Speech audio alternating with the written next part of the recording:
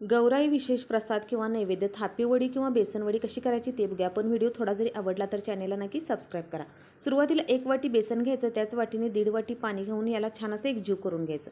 त्यानंतर यामध्ये ओवा आणि चवीनुसार मीठ घालून पुन्हा याला छान मिक्स करून घ्यायचं. आता मिक्सरच्या भांड्यामध्ये आलं, लसूण, मिरची, जिरं आणि कोथिंबीर घालून याची पेस्ट करून घ्यायची. आता फोडणीसाठी तेल गरम करून यामध्ये मोहरी, हिंग, मिरचीची पेस्ट, थोडीशी हळद घालून पुन्हा याला छान मिक्स करून यामध्ये बेसन घालून घ्यायचं आणि लो गॅसवर हे घट्ट होईपर्यंत याला छान मिक्स करून घ्यायचं. त्यानंतर झाकण ठेवून लो गॅसवर 1-2 मिनिट याला वाफ देऊन घ्यायची.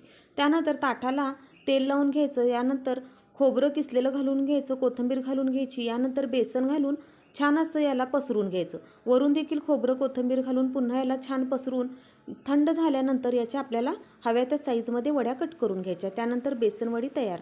तर व्हिडिओ कसा वाटला कमेंट करून सांगा. व्हिडिओ आवडला तर चॅनेलला नक्की लाईक, शेअर आणि सबस्क्राईब नक्की करा.